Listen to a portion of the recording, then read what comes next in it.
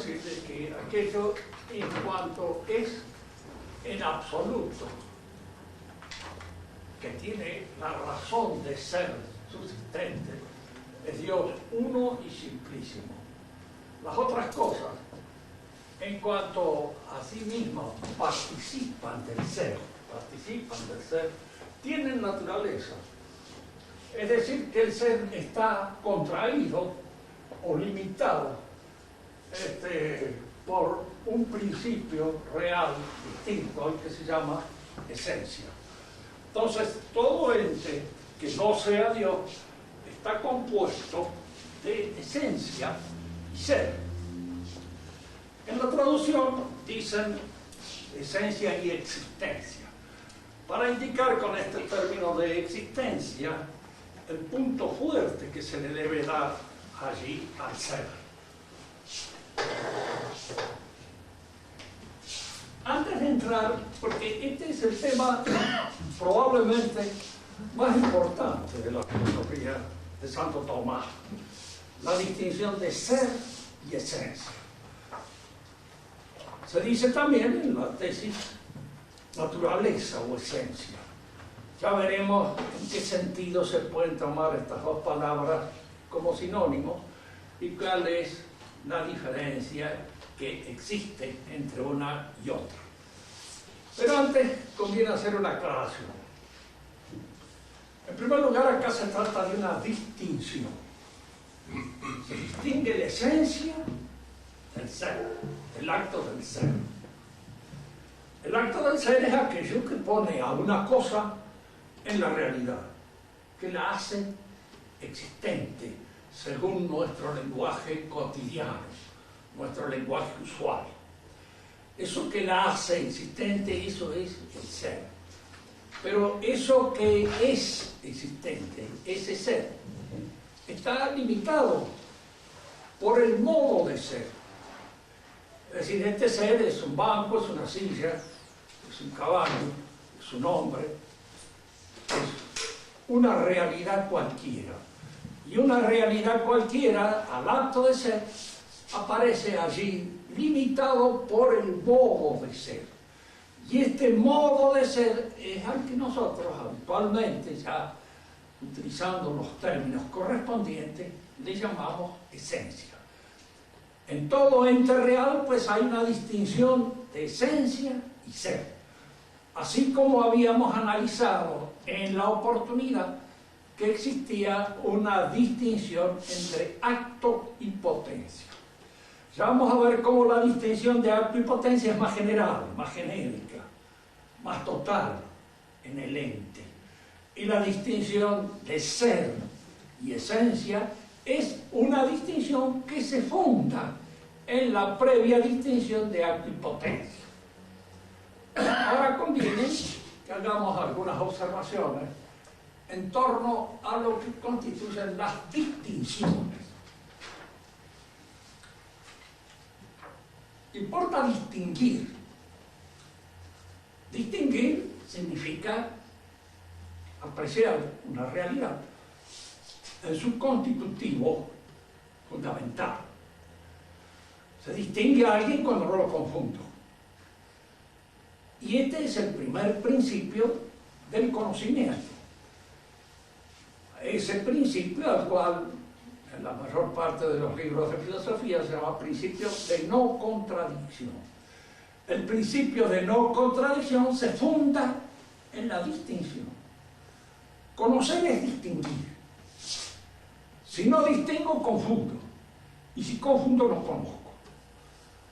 Ahora, esto es un primer principio. ¿Qué quiere decir un primer principio? Quiere decir que el conocimiento comienza por el conocimiento del principio. Supuesto que no. El conocimiento comenzará por conocer a la mamá.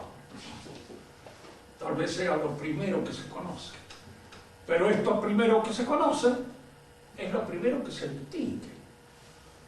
La mamá es distinguible de todas aquellas cosas con las que podría confundirse. Y en la medida en que se distingue de todas las cosas con las cuales puede confundirse, empieza el conocimiento verdadero y real.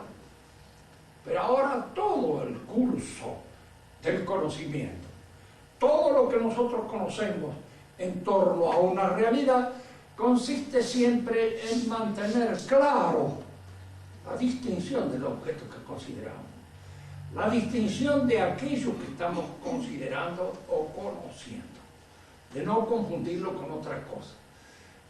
Se dice que un principio es primero, no porque el conocimiento empiece por él, sino porque es un primer principio que ilumina el acto de conocer en todo su curso, en toda su trayectoria, en todo su movimiento. No se puede confundir nunca. Por supuesto que por ahí ustedes pueden oírle decir a algún estudiante de filosofía, los hay, y por ahí le dicen a usted que después de Hegel el principio de no contradicción no existe más, como si Hegel fuera un filósofo que se contradice. No es así. Porque si se contradijera no sería un filósofo, sería un chambón cualquiera. Y no lo es un filósofo. Y desde el momento en que es un filósofo no se contradice.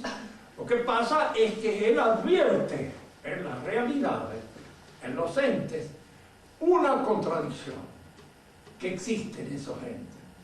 Y él trata de explicarla, así como tratamos nosotros de explicarla, apelando a la noción de potencia y de acto para explicar la contradicción que suele haber en los entes. Él trata de aplicar a esta contradicción existente en los entes ciertas nociones que son más bien de tipo lógico. No nos vamos a adelantar metiéndonos en una dificultad más, y lo que si queremos lo mismo. Hay dos maneras de explicar el ente, una lógica y otra ontológica. La ontológica es la propia de Aristóteles y de la escuela tradicionalista, realista, la escuela de Aristóteles, Santo Tomás, etc. Es esa la que hace distinciones de tipo ontológico, las otras lógicas.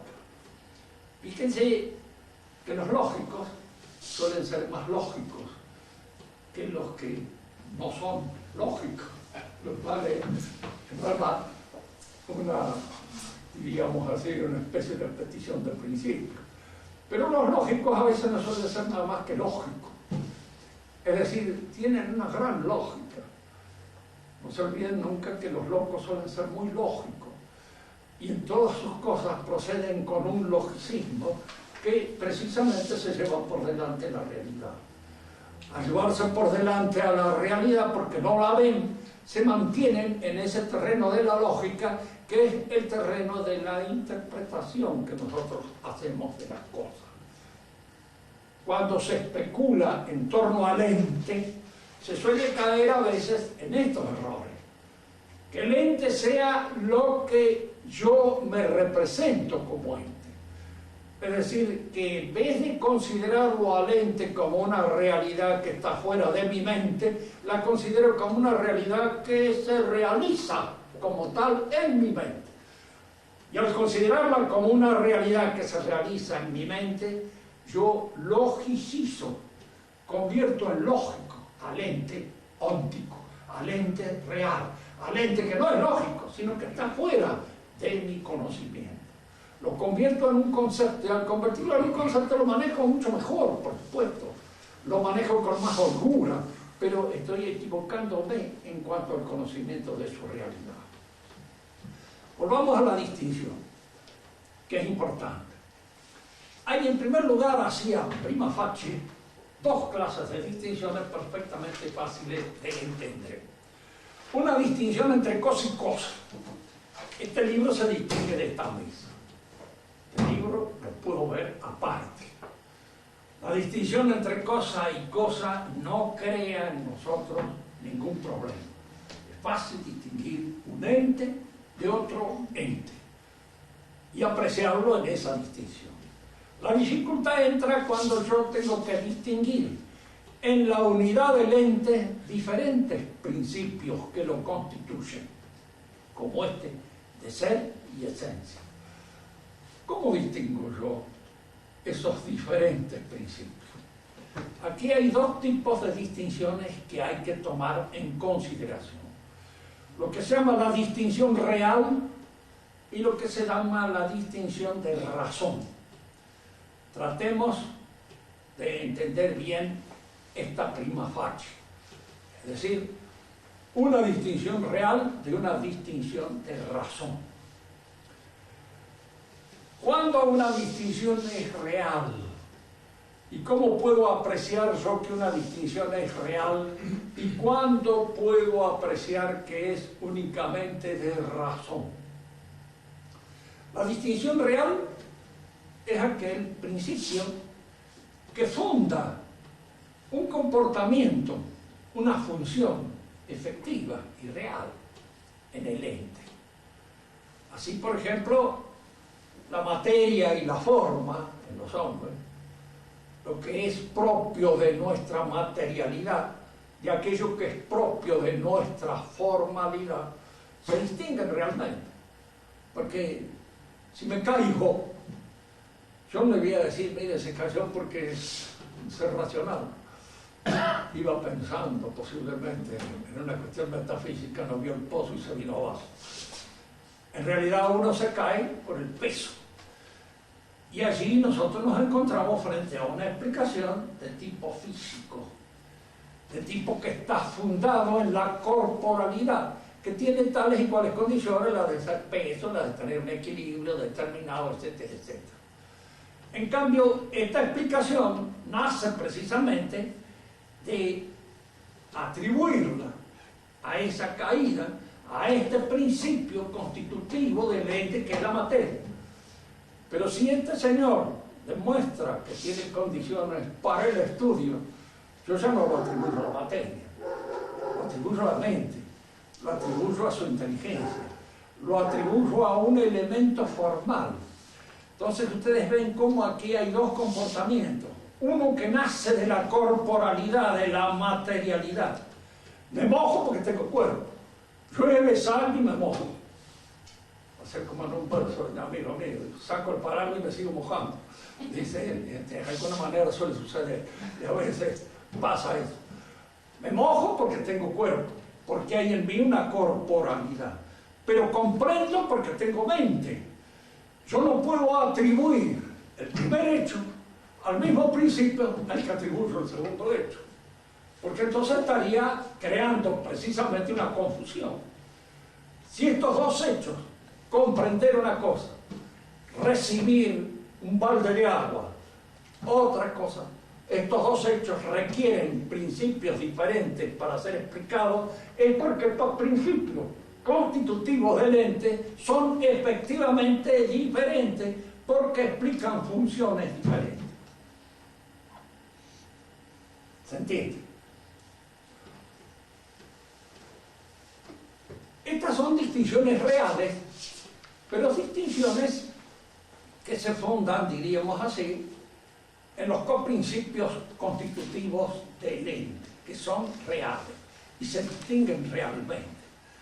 Estos principios se distinguen realmente porque uno está en acto y el otro en potencia.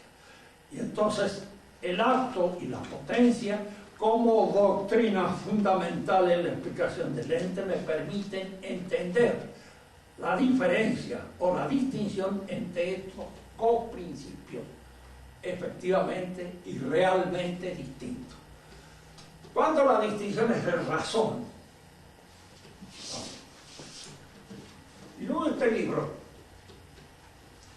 y digo que este libro es un objeto de venta. En el mercado tiene un precio determinado. Puede ser muy barato porque habría que venderle unas cosas en la librería de viejo. De hecho, esta relación del libro con el precio que se pone en el mercado es algo que nosotros no podemos apreciar en el libro. El libro no la contiene. La materia y la forma del libro sí la podemos apreciar en el libro. La materia es esto que lo constituye en este objeto compacto, en esta masa que es el libro. Y la forma es lo que contiene adentro, lo que lo hace ser un libro de filosofía. Esa es su forma y esa es su materia. Forma y materia en el libro son realmente distintos. Pero esto otro que le añade esta relación con el mercado, ¿de dónde nace? Y nace de la mente del hombre. Es el hombre el que crea el mercado.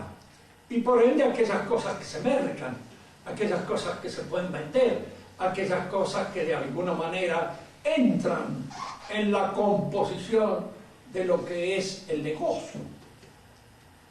Y eso nace de la mente del hombre. Entonces, esa distinción de que esto es un objeto de mercado es una distinción de razón que se aplica a esto, pero que no lo constituye realmente y efectivamente, sino que se le aplica. Fíjense que una misma distinción de razón puede ser la de que tal cosa es una lapicera, sirve para escribir. Al mismo tiempo es un útil, al mismo tiempo es un objeto de mercado, al mismo tiempo, qué sé yo, puede servirme a veces hasta para pincharle el estómago a alguien que me está molestando. Puede ser para cualquier cosa. Todas esas relaciones que entran en la composición de este ente son relaciones que este ente tiene con otras cosas que yo descubro en un momento determinado y constituyen distinciones de razón, porque es la razón la que la aplica. Diríamos así, una distinción de razón es que tal instrumento cortante es un bisturí.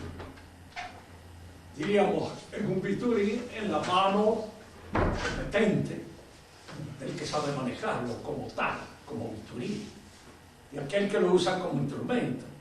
Para otro puede ser una simple cortapluma porque no lo sabe usar con el objetivo propósito que tiene.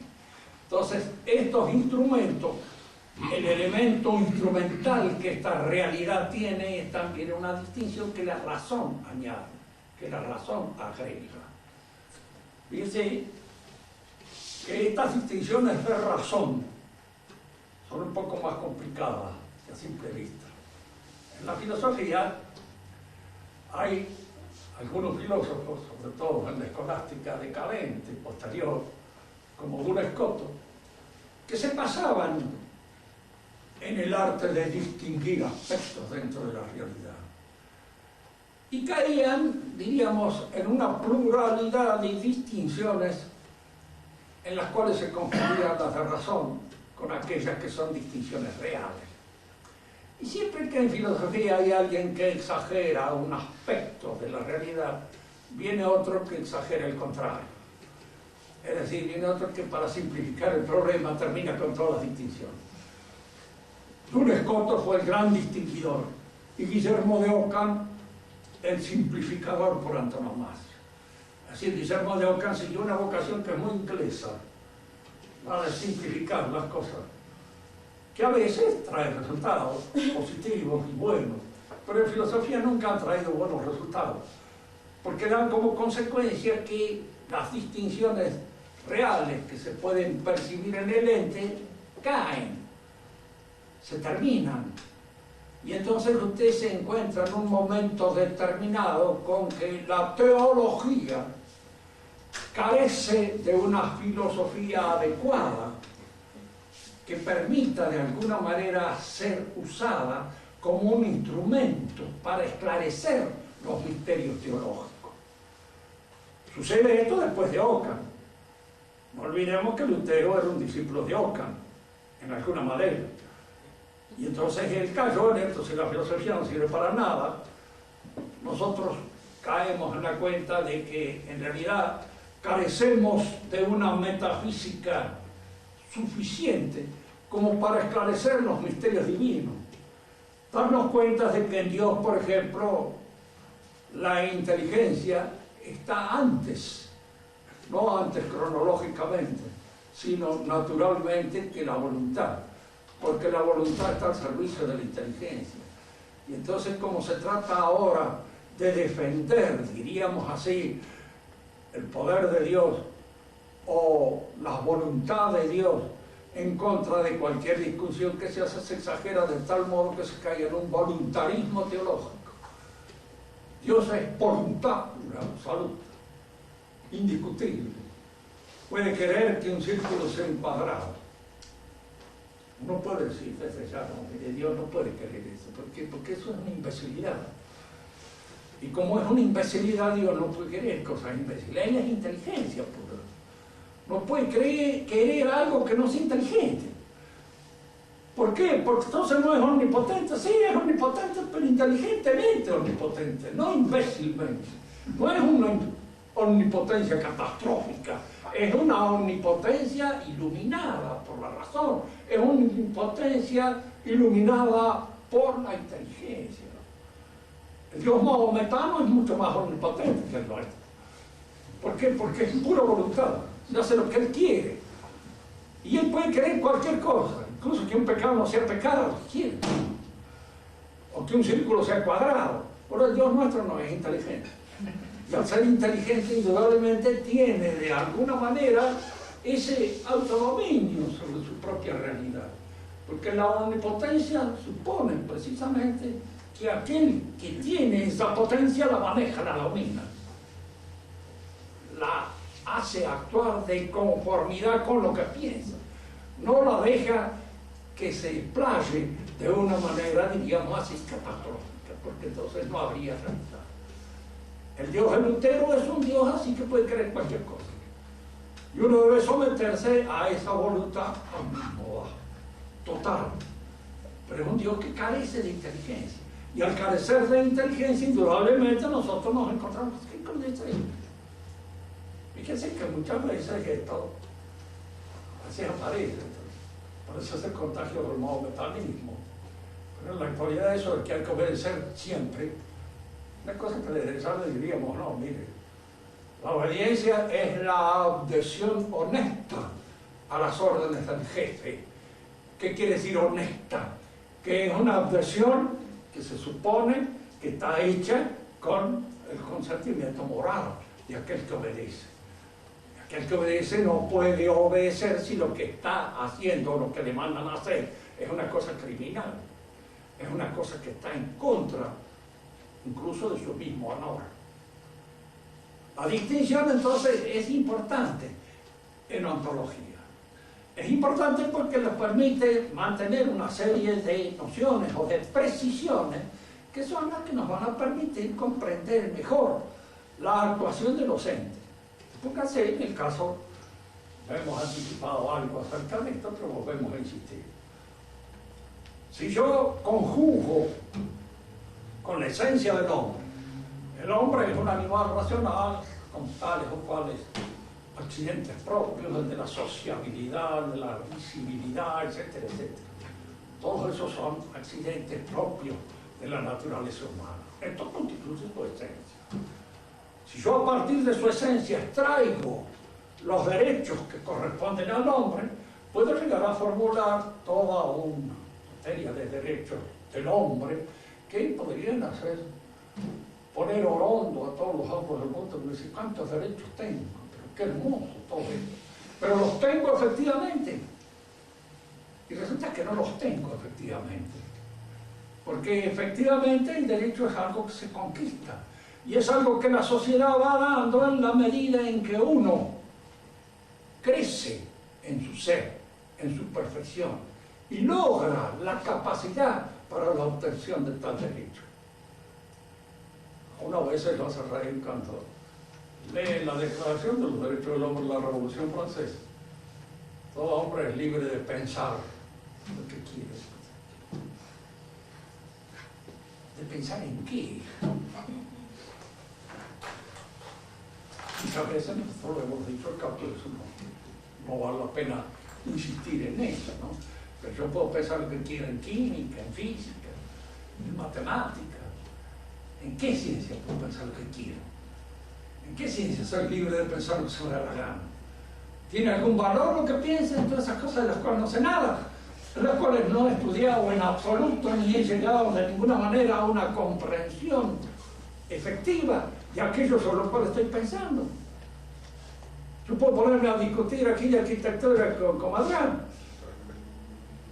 Y Entonces, como Adán me dirá, mire, más vale más hable, porque sea otra cosa. Y tiene toda la razón del mundo, porque no puede hablar con alguien que no sabe y que no tiene competencia precisamente en aquello sobre lo cual se está hablando. Entonces, estas declaraciones así son más bien humorísticas que reales, porque aquí se confunde la esencia y el ser, la existencia.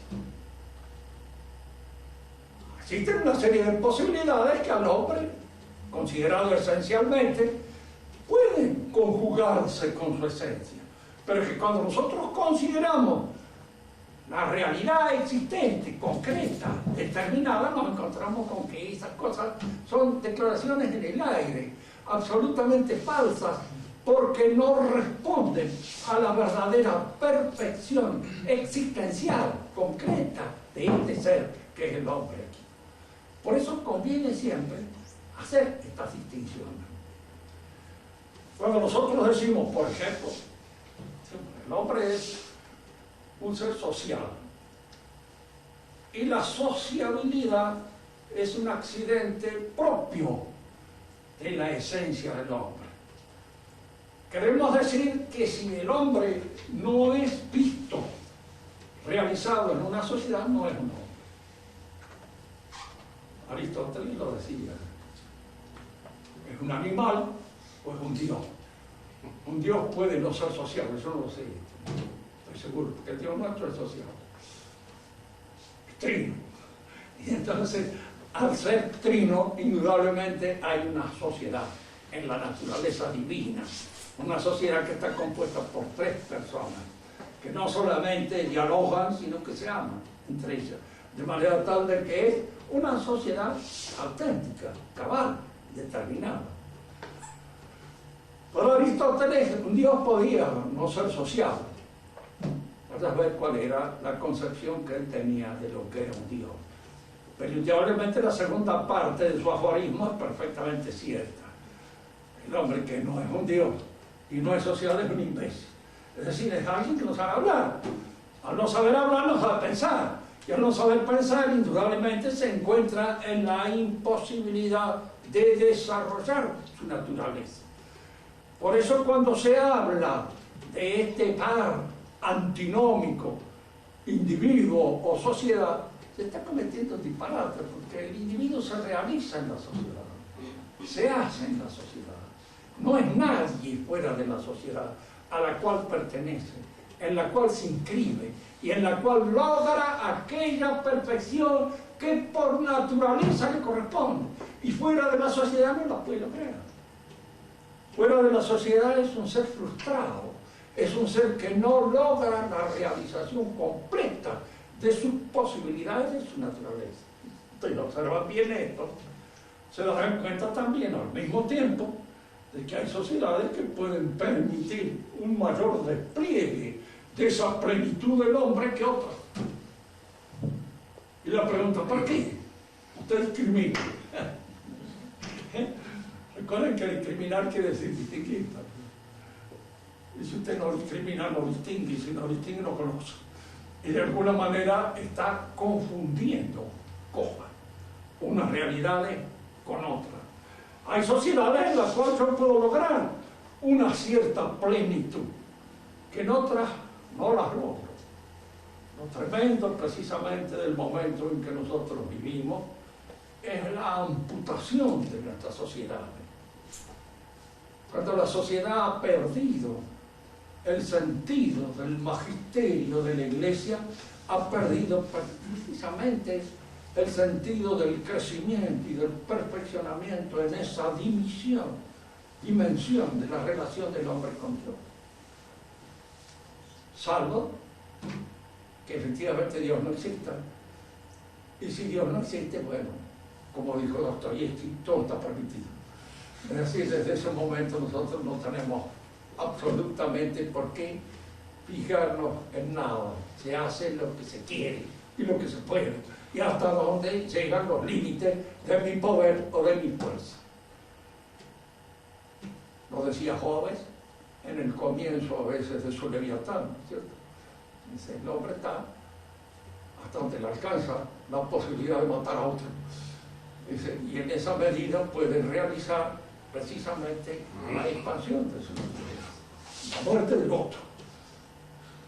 Es indudable una visión un poco pesimista, que luego él la corrige con una especie de totalitarismo del Estado.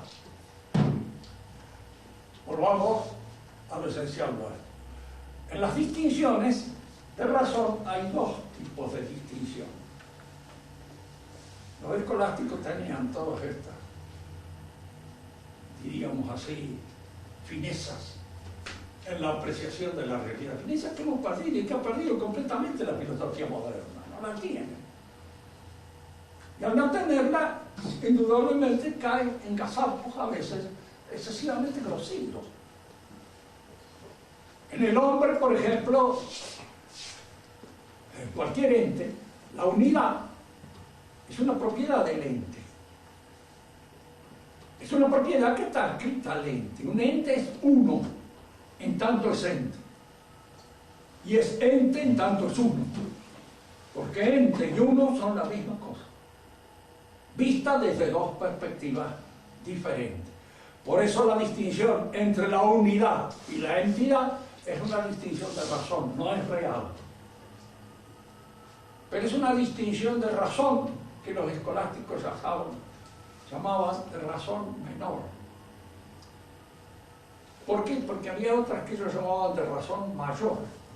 ¿Y en qué se distinguía la distinción de razón menor de la distinción de razón mayor?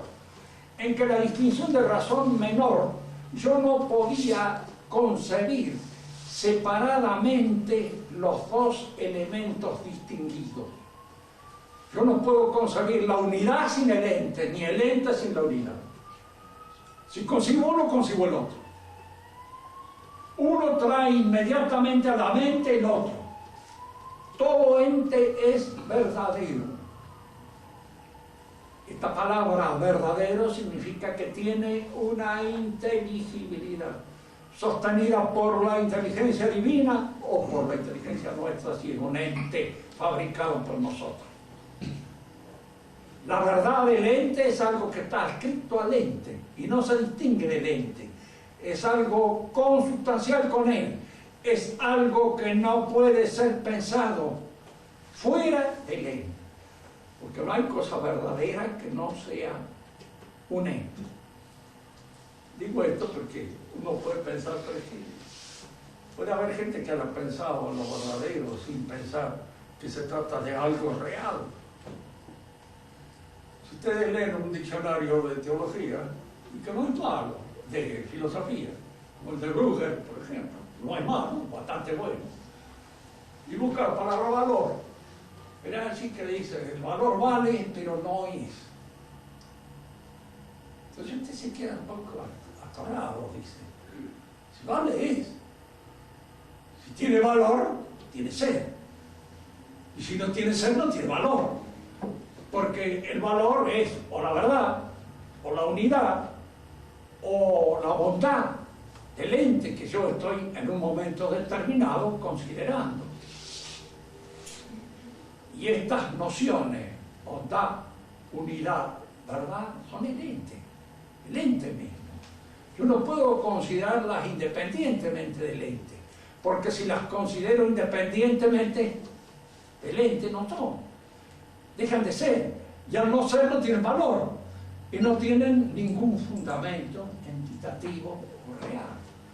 Por eso es conveniente esta distinción. Las distinciones entonces de razón menor son estas las cuales yo no puedo concebir la distinción separada de la otra. Yo puedo concebir una cosa fuera de otra. Puedo pensar en este libro sin pensar en la mesa. Puedo pensar incluso en la forma de este libro o en la materia de este libro sin pensar en su forma. Puedo pensar. Este libro está hecho de papel, puedo pensar en el papel, ¿no? Y no pensar en que tiene tal o cual forma de libro. Está bien. Son distinciones reales que me permiten esa separación entre una cosa real y otra cosa real, aunque estén estrechamente unidas en la realidad. Pero ahora hay distinciones de razón mayor, en las que sí es posible pensarlo separadamente. Por ejemplo, dan siempre como ejemplo el cuerpo y el alma. Fíjense que constituyen una sola realidad.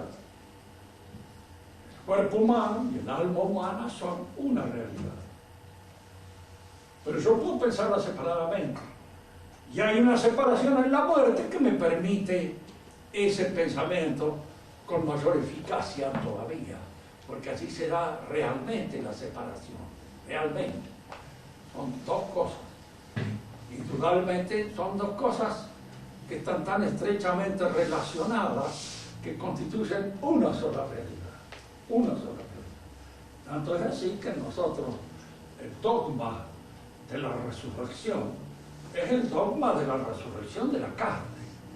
¿Por qué? Porque el alma humana está intrínsecamente relacionada con esa carne que sostuvo, que mantuvo en vida y que es algo intrínseco a ella, que es algo que le pertenece y que es algo que de alguna manera resucitarán juntos para que el hombre sea efectivamente el que resucita, el que está, cuerpo y alma. Pero estas dos nociones, a pesar de estar intrínsecamente unidas y constituir una sola realidad, pueden ser pensadas separadamente.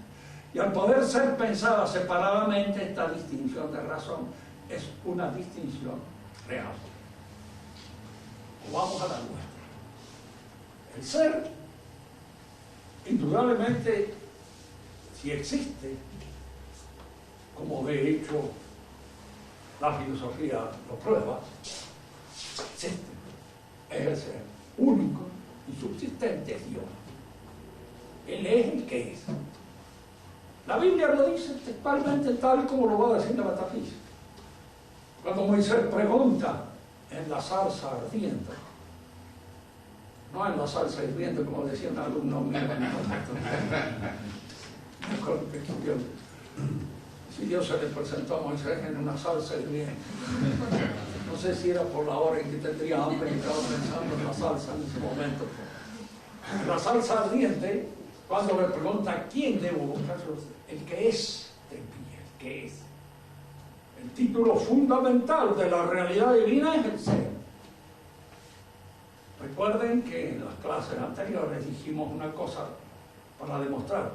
Cuando nosotros nos preguntamos sobre el verdadero ser de un ente, llegamos a la conclusión de que lo que constituye realmente a este ente es una idea, un eidos, una programación de los elementos materiales que lo constituyen.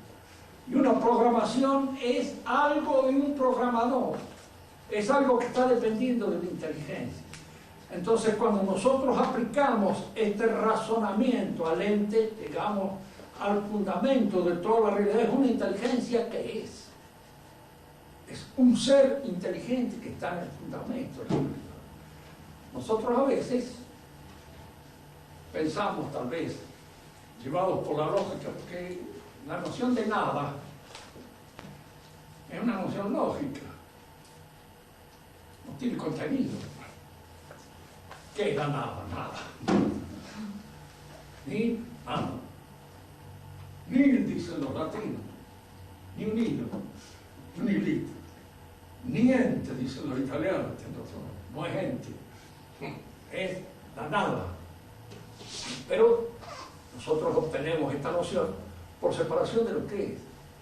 Por una especie de separación intelectual, mental de lo que es. Logramos este vacío gracias a que ponemos aparte lo que es. Pero en la realidad no, la nada no existe. Y el fundamento de toda la realidad es el ser único, es el fundamento de lo real, es el ser. Y nosotros participamos de ese ser. Y al decir participamos, nos preguntamos aquí, de acuerdo con lo que habíamos señalado en la clase anterior. ¿Somos parte o tomamos parte del ser? Si fuéramos parte, estaríamos en un panteón completo, absoluto. Seríamos parte de Dios. Y es muy común esto entre los que especulan filosóficamente, caer a veces en una noción panteística de lo que es el ser. Es Spinoza, el más famoso de todos los filósofos que han hecho una especulación de esta naturaleza. Y Hegel mismo cae en una suerte de panenteísmo, del cual no vamos a entrar en sus dificultades. Simplemente Dios nos sostiene en el ser. Nos da el ser por participación. Aquí les voy a pedir un esfuerzo de imaginación, nada más. Fíjense que la imaginación es la loca de la casa. Y la imaginación en filosofía no sirve de mucho. Porque cuando uno logra imaginar estas nociones, las echa a perder. Porque estas nociones son retenidas pura y exclusivamente por concepto, no por imagen. No hay imagen. Ustedes me dirán, pero que puede haber una ciencia y la matemática, por ejemplo. ¿Qué imagen se hace ustedes de la raíz para 9?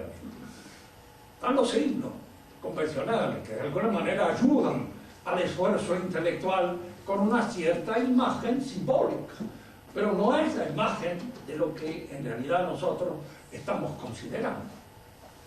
Por eso este pedido a la imaginación lo hago simplemente porque nos permite entender mejor esto.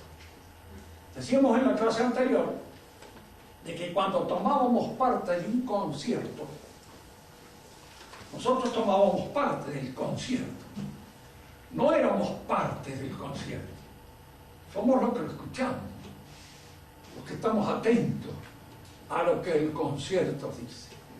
Y el concierto nos sostiene en ese embeleso que provoca la participación en un bien espiritual.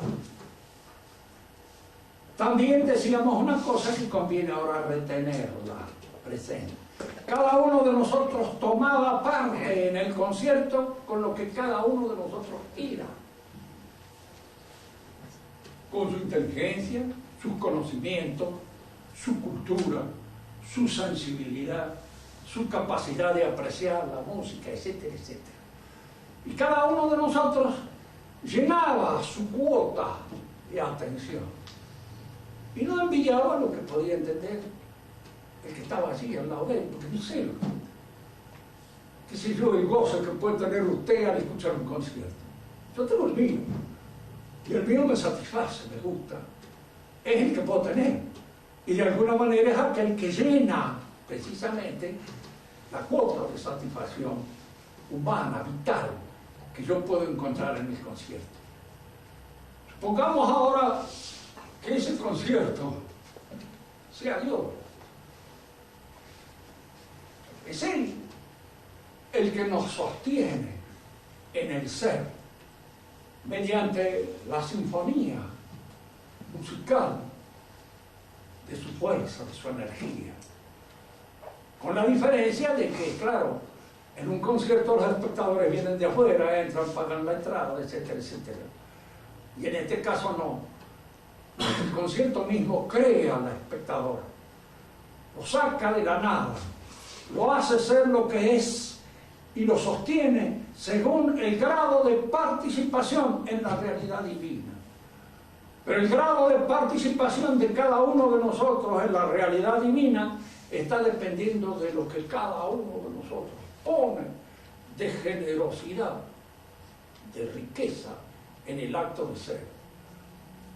Fíjense, nosotros que tenemos una clara experiencia del pecado, sabemos que el pecado es una deficiencia. Es precisamente una nota falsa. Es algo que nosotros estamos mezquinando al ofrecimiento de la divinidad de Dios. Y precisamente por eso nosotros participamos mal en la medida en que pecamos. Somos naturaleza caída, hay una tendencia hacia la caída que en uno se da de una manera, otro de otra. Los pecados capitales es muy difícil encontrar uno que los tenga todos bien desarrollados en su plenitud. Siempre hay algunos que son los que se imponen a los otros y los demás van quedando un poco felizmente rezagados. Estaba leyendo una vida de Dante, escrita por Giovanni Papini, es muy linda. Entonces Giovanni Papini dice que los dos pecados capitales de Dante eran el orgullo y la lujuria. Eran los dos pecados de él, y los dos pecados en los cuales caía. La lujuria, en cierto modo, para hacer compensación al orgullo. Es decir, el orgulloso es el hombre que no quiere cometer pecados roñosos, chiquititos, miserables. Y la lujuria es que le hace cometer pecados chiquititos, miserables y generalmente roñosos. Y de alguna manera, diríamos, es eso lo que lo obliga a veces a pensar en la necesidad de la humillación que trae como consecuencia la comisión del pequeño pecado chiquito. Dios lo sostiene, efectivamente, como si tuviera una gran sinfonía. Él crea al mismo tiempo la orquesta, la música, los instrumentos y los que lo escuchan, porque los que lo escuchan mismos son también creación de ese concierto que están escuchando y que lo sostiene sobre la realidad. Dos cosas más para terminar la lección de hoy, que conviene decir. En la naturaleza humana hay un aspecto que se impone como distinción específica, lo que lo diferencia de los demás animales. Esto que se llama comúnmente el espíritu, la inteligencia y la voluntad. Eso es lo que lo distingue. Por la gracia, esta inteligencia y esta voluntad nuestra participan más plenamente en la naturaleza divina. Y entonces hay en nosotros una tensión permanente, esta tensión que nos lleva a privilegiar los momentos que nos distinguen. Esto es lo que a veces el hombre común no se da cuenta y que es lo que la Iglesia nos hace pensar a nosotros. La salvación del hombre tiene que estar precisamente en este perfeccionamiento de la gracia, en este perfeccionamiento de lo que constituyen sus facultades propias y específicas, la inteligencia y la voluntad. La inteligencia con la cual a través de la fe contemplamos el misterio divino y la voluntad con la cual a través de la esperanza esperamos la promesa que en ese misterio está escondida. Hay en el hombre esta tendencia. Fíjense, cuando se habla a veces de religiones, y hoy que hay un ecumenismo amplio, generoso, total, todas las religiones son iguales, todas participan de la norma. Si ustedes leen el Corán, verán que no. En el Corán, precisamente, el cielo es una proyección, no de aquello que nos especifica y nos distingue. No es una proyección de la espiritualidad sobre la corporalidad, que la va haciendo cada vez más dócil a la consistencia del espíritu, sino es una proyección de la concupiscencia, de todos aquellos elementos sensibles que forman parte de la concupiscencia humana. Paraíso maometano es un gran prostíbulo, tanto que uno puede pensar de esto, pero las mujeres también van al paraíso porque parece que este prostíbulo está hecho pura y exclusivamente para varones. Y de hecho da la impresión de que las mujeres no van al paraíso, no entran. En el paraíso entran los guerreros, porque es una organización ideológica de tipo religioso, pero que de alguna manera tiene como consecuencia la proyección ad infinitum de la concupiscencia, y no de lo que en el hombre lo distingue cabalmente de los animales, que es la razón, el espíritu. Ellos no se preguntan por nada de esto, porque si hay algún lugar donde los aspectos teológicos son rudimentarios, en el Corán no hay teología en el sentido en que nosotros la entendemos como tal. Y algunos de los teólogos maometanos que han surgido por ahí han acabado muy mal. Y este lo decía de Jesucristo. Si hubo un cristiano se llamaba Cristo y terminó muy mal, decía ahí. Lo cual no deja de ser una cierta razón. Bueno. Por el momento, tengamos en cuenta esto. Hay una distinción de ser y esencia. La esencia es nuestra modalidad, nuestro modo de ser. ¿Por qué se distingue? ¿Qué funciones diferentes cumplen? El ser es lo que nos presenta en la realidad y es a través del cual todas las cosas que son comulgan. Yo soy y esto es, y esto también es. El ser, de alguna manera, nos hace comulgar en esa realidad de la que participamos.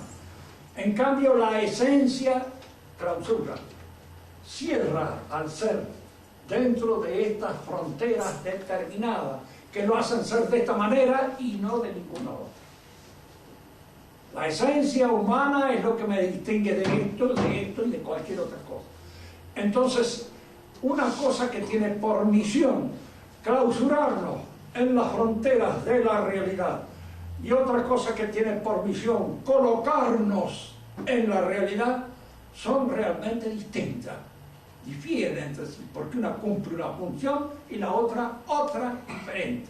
Y si nosotros queremos mantener un conocimiento preciso sobre lo que es el ente, tenemos que distinguir estas dos funciones y distinguirlas con precisión, que de otra manera confundimos y entramos en la confusión y en el caos de la metafísica. Si quieren hacer alguna pregunta, es el momento, con toda la voz que tengan. Bueno, Clarita, vos. Rubén, ¿qué significa eso? La gracia supone naturaleza, eso entra dentro de la explicación del sostenimiento divino. La esencia y la naturaleza son nociones más o menos sinónimas. Recuerden que no hay sinónimo en castellano.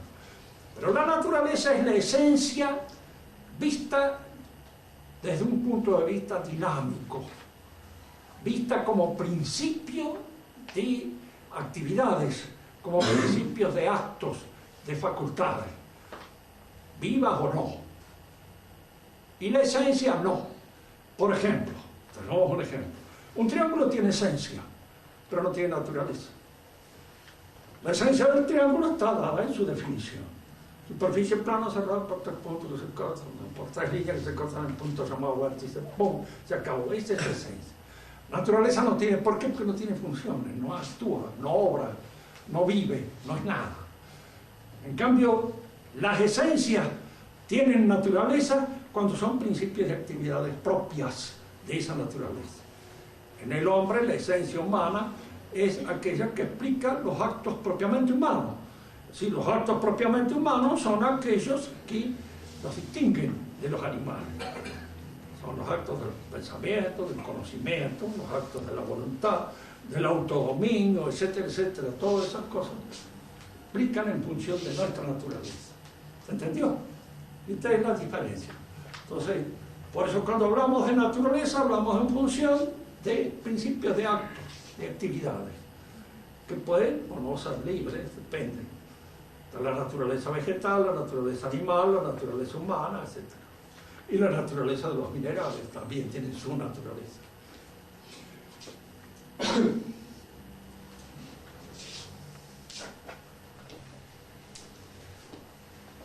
Muy bien.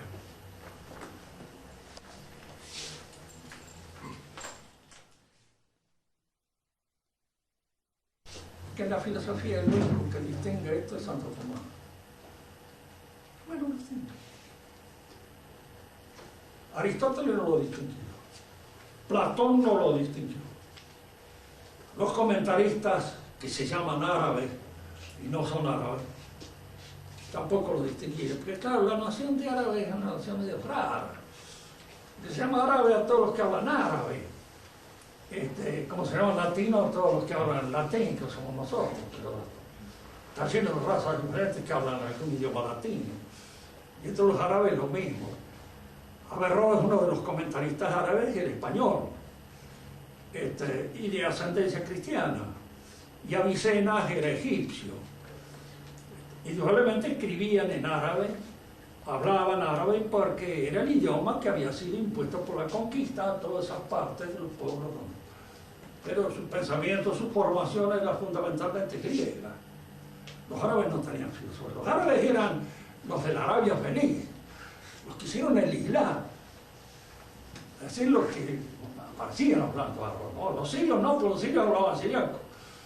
Y los, la península árabe. claro, hablaban el siriaco como los egipcios hablaban el copto, como los libaneses hablaban el arameo, el fenicio, pero hablaban distintos idiomas, no eran. El árabe se impuso por la conquista, pero no todos los que hablan árabe son árabes. A veces en ellos crece un patriotismo salido un poco, diríamos, por la publicidad que se ha hecho en torno a esto. Y creo que se ha agravado un poco con las metidas de pata de los norteamericanos. Y claro, exaltan más. Muy bien, otra pregunta.